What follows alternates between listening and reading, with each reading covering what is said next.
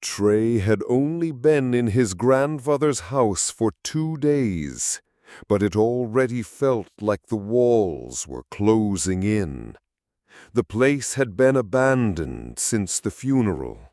No one in the family wanted to clean it out, not after the way his grandfather had died. They said it was natural causes, but Trey couldn't shake the feeling there was more to it. Tonight, with the power flickering and the storm rattling every loose shingle, Trey wandered into the attic with a flashlight and the kind of restless curiosity that never left him alone.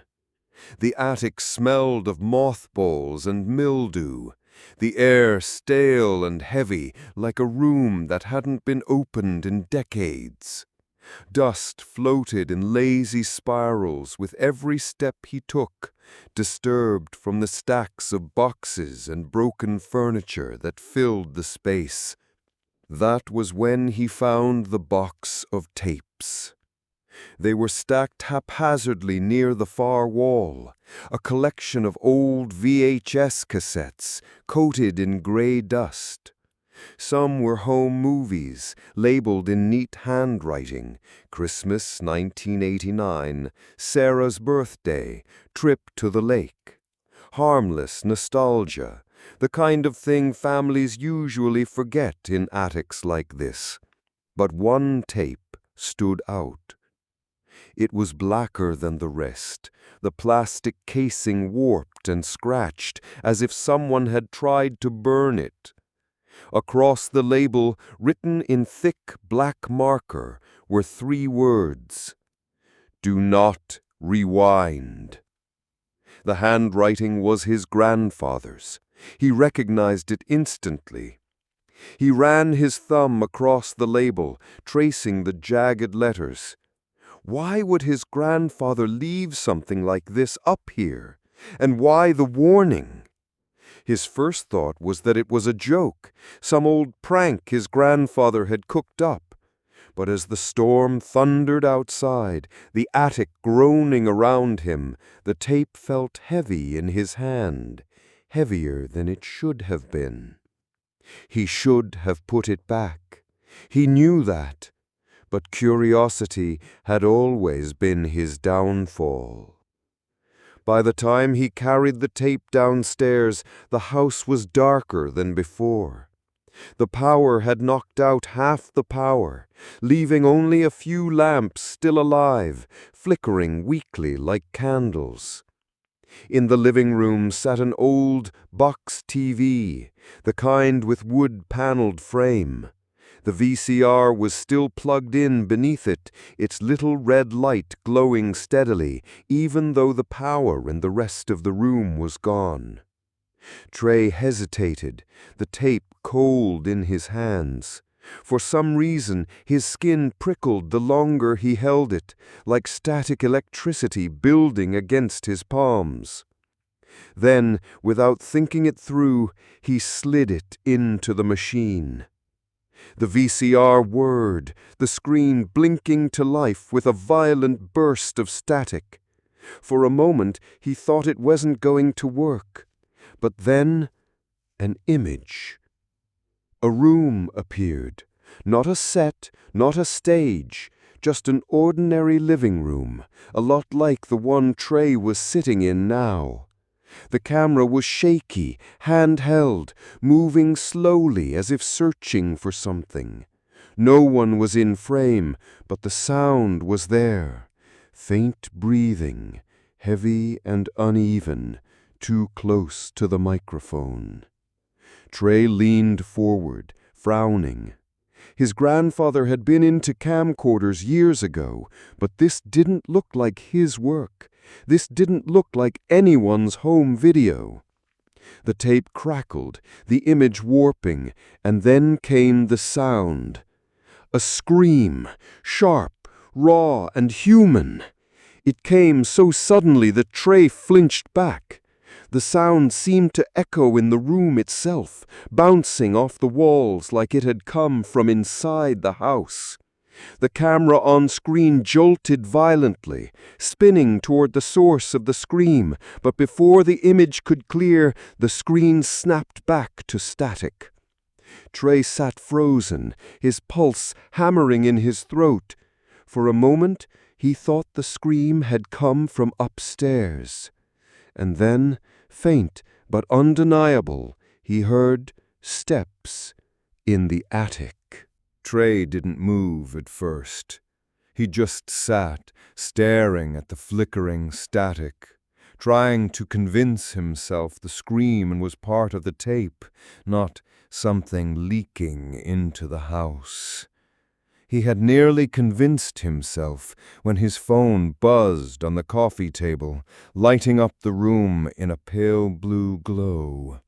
"We're outside. Power's out here too. You better have candles." Relief mixed with dread. At least he wouldn't be alone. He opened the front door just as lightning split the sky, illuminating Jenna and Marcus huddled on the porch, soaked through from the storm. Water dripped from their jackets, pooling on the floor when they stepped inside. "Place looks exactly how I imagined it," Marcus said, shaking his head at the peeling wallpaper and sagging ceiling. His voice carried the casual arrogance Trey had known since high school, like something you'd see in one of those cheap horror movies. Jenna swatted him on the shoulder as she peeled off her damp coat. "Don't start. Trey's doing his family a favor being here. Besides, it's just a house." "Yeah," Marcus muttered, eyeing the shadows stretching across the hallway. "Just a house." Trey forced a smile. "Glad you made it. Road's bad?" "You could say that," Jenna said, running a hand through her damp hair. "A tree went down on the main road. No one's going anywhere until the crews clear it. Probably tomorrow." "Great," Marcus muttered. "So we're stuck here. Cozy." Trey didn't answer right away. His eyes kept drifting toward the living room, where the glow of the TV leaked through the doorway. Static still hissed softly, a whispering background noise he couldn't ignore. Jenna noticed. "You okay? You look pale." He hesitated before answering. I found something upstairs. A tape." Marcus grinned. "What, like a porno stash?" Trey shook his head, holding up the VHS. The label glared back at them in black marker. "Do not rewind." Jenna frowned. "That's unsettling." Marcus rolled his eyes.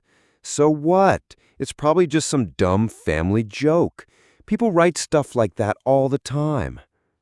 "Not my grandfather," Trey said quietly. "You remember how he was, serious about everything. If he wrote this—" Jenna took the tape, turning it over in her hands. "It feels heavier than it should." Marcus scoffed. "It's plastic and film, Jenna. It weighs the same as every other tape." He dropped onto the couch. "You two are already creeping me out, and nothing's even happened yet." But then his eyes slid to the television, where the static flickered like restless flames. "Wait, didn't you say the power was out?" Trey nodded. "Yeah, that's the weird part. The VCR's been on since I put the tape in, even when the lights went out." Jenna's face tightened. "That's not possible." The three of them stood in silence, staring at the TV. The static hissed like white noise, soft but insistent. And then, so faint Trey almost missed it, something moved in the distortion. A shadow, dark and human-shaped, flickering in the grain. Marcus leaned forward, squinting. "You see that?" Jenna grabbed his arm. "Don't!" The screen cut from static to an image again, sudden and jarring. The same shaky camcorder footage, the same living room, except this time the camera didn't wander. It was pointed straight at them. The three of them froze. The grainy picture showed Trey, Jenna, and Marcus sitting on the couch, their faces pale and still. It was them, in this moment, watching the screen. "That's not funny," Jenna whispered, her voice trembling. How is it showing us?" Marcus jumped up, pacing. "It's some trick, a feedback loop, like when you point a camera at a TV. Old tech glitch. There's got to be a logical explanation." "There's no camera," Trey said flatly. "Look around. Do you see one?" The storm outside roared louder, rattling the windows until it felt like the glass would shatter. The lights in the room dimmed, surged, then died completely, leaving the only glow coming from the TV. On the screen, their static-filled doubles moved. Trey's stomach dropped as he watched his grainy self stand up from the couch. His real body was frozen, but the figure on the tape rose slowly, head turning toward the camera, as though it had just noticed the audience. "Turn it off," Jenna begged. Trey fumbled for the remote, pressing every button. Nothing changed. The screen just hummed, relentless. Marcus yanked the plug from the wall. Sparks spit, but the TV stayed on. The three of them stared at it in horror. Jenna's breathing quickened. "We need to leave this room."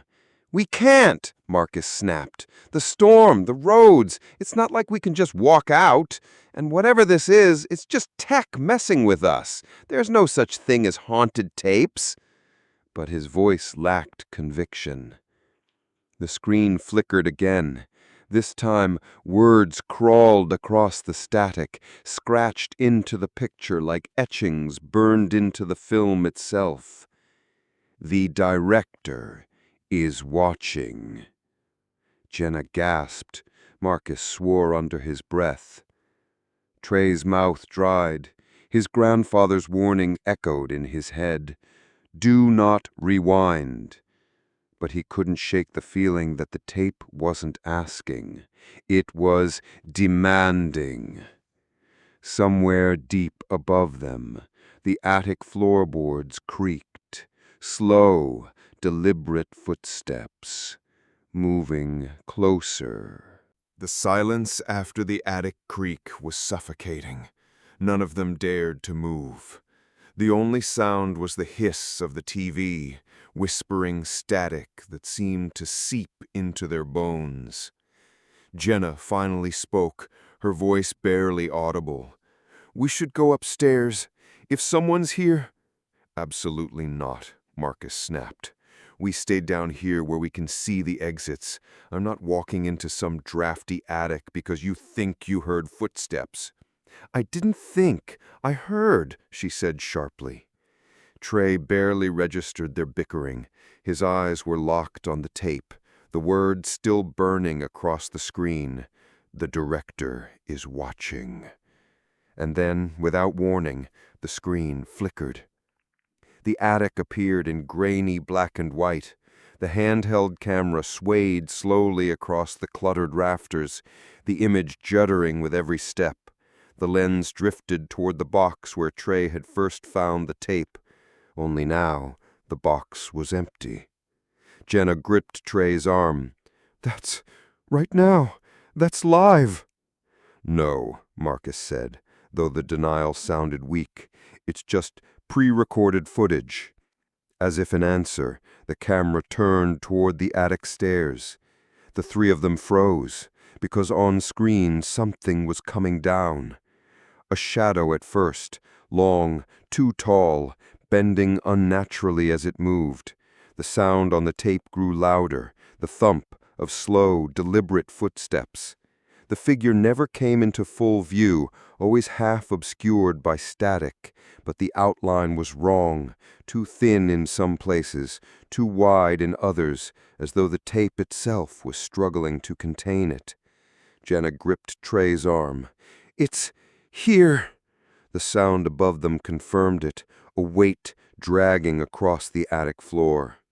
Marcus swore, backing away. "Nope, nope, we're not doing this." He grabbed the tape, yanking it from the VCR. The TV screamed, not just static, a raw, distorted shriek that made all three of them stumble back, clutching their ears. The screen flashed white, then black, then burst into a collage of images, blood-slicked walls, faces they didn't recognize, a woman sobbing with her hands bound, a man being dragged into darkness by invisible hands. Then silence. The tape dangled from Marcus's hand, the black film unspooling onto the carpet like entrails. "Tell me that's not haunted," Jenna whispered. Marcus didn't answer. He was shaking. Trey forced himself to breathe. "We need to know what it wants." "What it wants?" Jenna turned on him. "Listen to yourself. This isn't a game, Trey. That tape, your grandfather, he left a warning for a reason. We should have left it in the attic." "But we didn't," Trey said. His voice cracked, but he pressed on. "And now it knows we're here. If we just ignore it, if we try to wait this out, do you really think it'll let us?" The storm thundered outside, rattling the house. Rainwater began leaking through the ceiling in a steady trickle. The whole place felt like it was decaying around them. Marcus dropped the ruined tape back onto the VCR.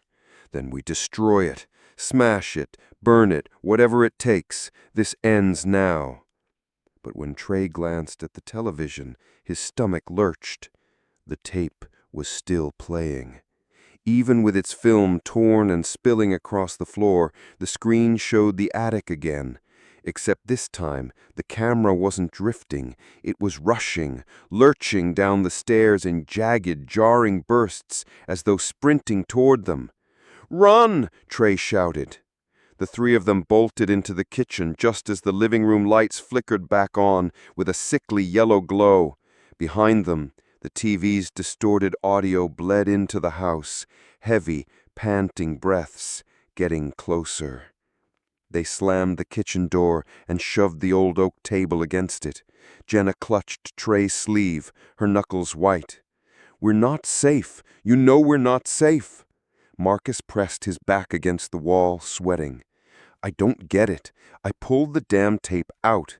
I ripped it apart. How's the hell it's still running?" Trey thought about his grandfather again. The note, the handwriting, the strange weight of the tape. Do not rewind. Maybe destroying it wasn't enough. Maybe the tape wasn't just a recording. Maybe it was a doorway. The house groaned. The table rattled against the kitchen door as if something heavy had leaned against it from the other side. Marcus picked up a chair leg that had broken off from the impact. "If it gets in, we fight." Jenna shook her head violently. "You can't fight something that isn't flesh and blood." "You got a better idea?" Marcus barked.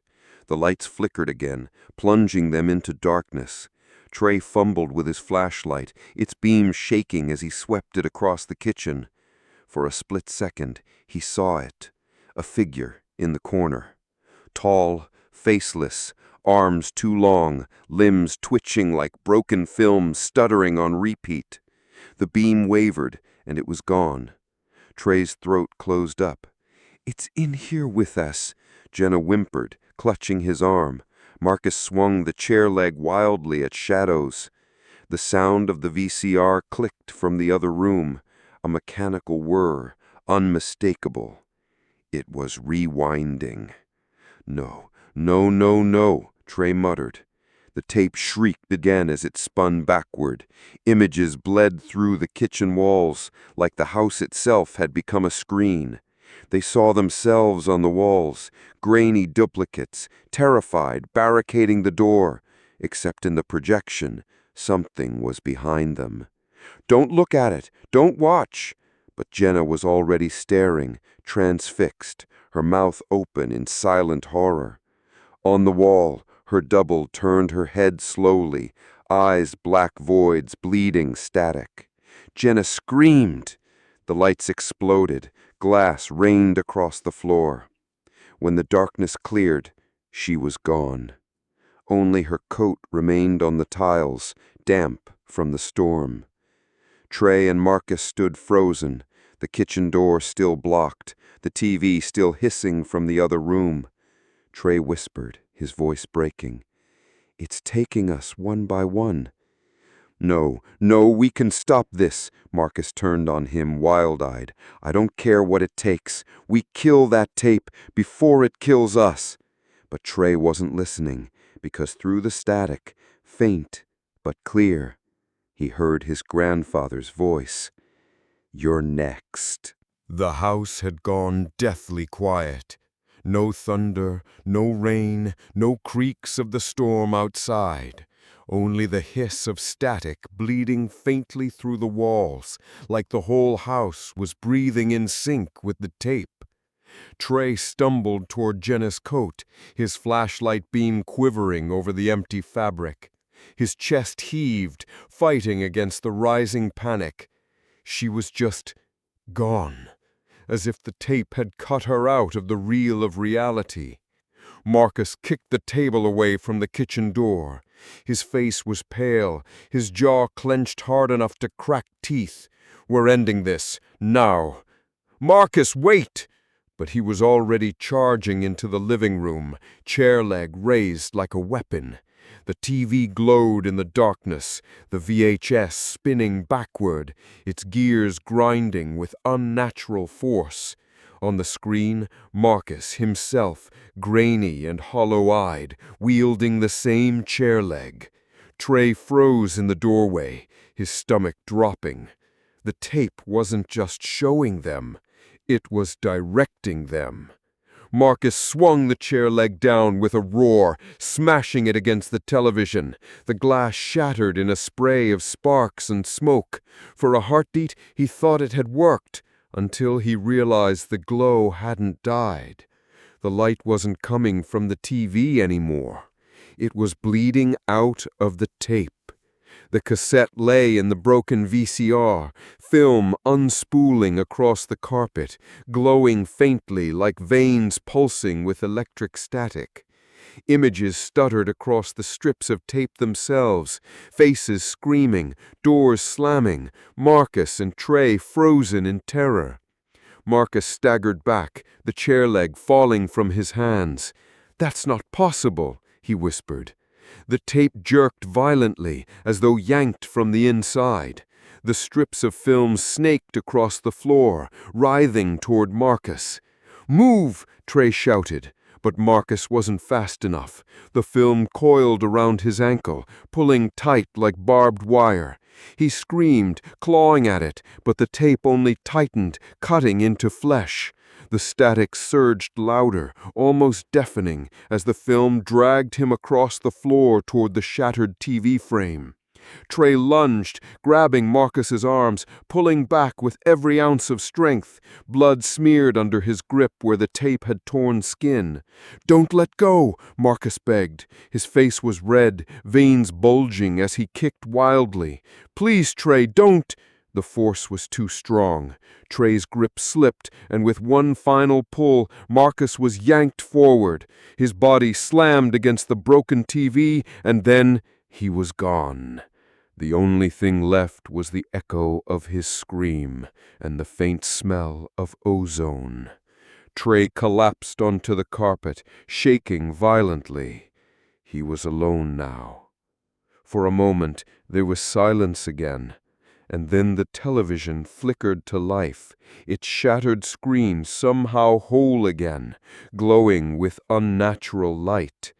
On it, Trey saw himself, not in the living room, not struggling, but sitting in a chair, bound at the wrists, eyes wide and unblinking. Behind him stood a figure. It was faceless, its skin pale and stretched taut like wax melted and reformed without features. It wore a long, tattered coat that seemed to ripple even without wind. Its hands were long and skeletal, fingertips stained black as though dipped in ink. The director. Its head tilted in a jerking, unnatural rhythm, like frames of missing film stuttering to catch up. When it finally spoke, its voice wasn't sound at all, but a vibration in Trey's skull, like static burrowing straight into his brain. Action. The lights in the house exploded all at once. Trey staggered to his feet as the walls melted into shifting projections, dozens of rooms overlapping, some familiar, some not. He saw flashes of Jenna screaming, Marcus bleeding, strangers he'd never met being slaughtered in loops of violence. The house was no longer a house. It was a stage, and Trey was the final act. He bolted for the front door. The handle turned, but when he threw the door open, it led not outside, but into another room, his grandfather's attic, replayed endlessly in VHS grain. He stumbled back, heart hammering. Every door, every window, every path only led to another loop of the house, twisted and recycled. The director appeared in each doorway, always closer, its faceless head tilted as though watching his performance. Trey's mind spiraled. He remembered his grandfather's handwriting, "Do not rewind." But what if rewinding wasn't the trap? What if rewinding was the only way to escape the real, to undo the script the director had written? He lunged for the VCR. The tape was still playing, the reels turning with mechanical precision. His fingers shook as he grabbed the rewind button. The director's voice vibrated through the walls. Cut. The room convulsed. Trey slammed the button down anyway. The machine screamed, the tape spooling backward so fast that the images blurred into a smear of black and white. The house shook violently, plaster raining from the ceiling.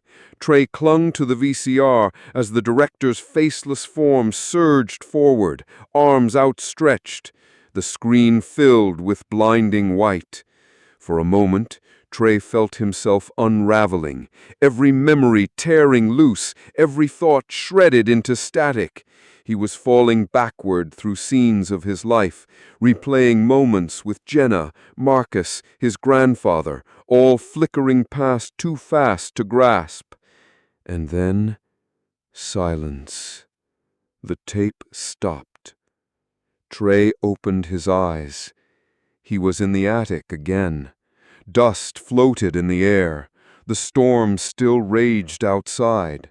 The VHS box lay at his feet, the tape sealed and untouched, and the words, "Do not rewind," scrawled across the label. His hands trembled as he picked it up. It was as though nothing had happened. No Marcus, no Jenna, no director. But when he looked closer at the box of tapes stacked in the corner, his blood turned to ice. They were all different now. Each cassette had a name scrawled on the label in the same black marker. Jenna, Marcus, Trey. The last one read, "Final Cut." Behind him, the VCR clicked to life, and from the shadows, the director whispered, "Encore." Trey didn't remember climbing down from the attic. One moment he had been standing among the boxes of tapes, the storm rattling the windows. The next, he was at the kitchen table, staring blankly at the flickering candle he'd lit when the power went out. The house felt quiet again, almost too quiet, as though the storm itself had been erased. He tried to steady his breathing. Marcus, Jenna. He couldn't even say their names aloud. Every time he thought about them, their faces came to him not in memory, but in static bursts, jagged frames, flickering like damaged film. He clenched his fists until his nails dug into his palms, forcing himself to remember the truth. They were gone, gone into the real. His gaze drifted toward the living room. The TV sat dark now, the VCR silent. But he couldn't shake the feeling that it wasn't finished, that it was only waiting for him to make the next move. The box of tapes lay on the coffee table where he had left it. His name, Trey, was still there, written in thick black marker, along with "Final Cut." He hadn't imagined that part. He picked up the tape with his name. It felt warm, pulsing faintly in his hand. For a long time he just sat there, thumb brushing the label, wondering if pressing play would show him the truth or erase him completely. A knock startled him. He froze, head snapping toward the front door. Another knock, louder this time. His heart pounded. The storm had knocked out the roads. No one should have been able to reach the house. Slowly, Trey walked to the door. His hand hovered over the knob. "Hello?" he called, his voice cracking. Silence. He pulled the curtain back just enough to peer through the window. The porch was empty. No, not empty. There was something there. A single VHS tape sat on the welcome mat, rainwater trickling down its warped casing. The label glared up at him, bold and unmistakable. Roll credits. Trey staggered back from the window. The house groaned in response, the floorboards vibrating under his feet. He could hear it again, the faint, steady whir of the VCR powering on by itself. He turned. The living room was alive with glow, though the TV was still dark. The VCR itself was shining now, the reels inside spinning violently, even though no tape had been inserted. The air crackled with static, the smell of ozone sharp in his nostrils. His grandfather's voice echoed in his head, "Do not rewind." But maybe it had never been about the tape at all. Maybe it was about Trey, about whether he played his part or broke the script. The house dimmed, the walls bending like film stretched too tight. His reflection in the dark screen wasn't his own anymore. It was a man older, hollow-eyed, sitting in the attic with a VHS tape clutched in trembling hands. His grandfather. The reflection opened its mouth, though the sound came out as static. "The reel never ends, Trey. Only the cast changes." The VCR snapped open with a loud click, waiting. Trey still clutched the tape with his name on it. Final Cut. His hands trembled as he raised it, hovering over the slot. If he played it, maybe he'd finally understand. Maybe he'd even see Marcus and Jenna again. Or maybe he'd never come back. The air grew colder. A low hum filled the house, rhythmic, deliberate, like an audience waiting for the curtain to rise. Trey's breathing slowed. His whole body shook as he whispered to himself, "I'm not part of your film." And with a sudden, desperate movement, he snapped the tape in half. The reels spilled out, film unraveling in his hands. The hum turned to a piercing scream as the house convulsed. Lights burst, glass shattered, the walls collapsing into a storm of static. Trey fell to the ground, covering his ears as the noise swallowed him whole. Then silence. When he opened his eyes, morning light was bleeding through the curtains. The storm was gone. The TV sat dark, the VCR silent. Shards of broken plastic from the cassette lay scattered across the floor. For the first time, the house felt empty. He sat there for hours, waiting for something, any sign that it wasn't over. Nothing came. By noon, he stood on the porch, duffel bag slung over his shoulder. He locked the door behind him and left the key under the mat.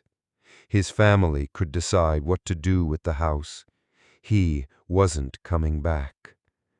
As he walked down the muddy road, the air smelled fresh, the world ordinary again, almost peaceful, almost. Because when he passed an abandoned mailbox at the end of the street, he saw it. A single VHS tape sitting inside. No dust, no rain, no damage. Its label written in thick black marker. Sequel. Trey staggered back, his breath caught in his throat. He squeezed his eyes shut, whispering to himself, "It's over! It's over! It's—" But when he opened them again, the red recording light blinked faintly in the corner of his vision. Something was still filming, and the reel was already rolling.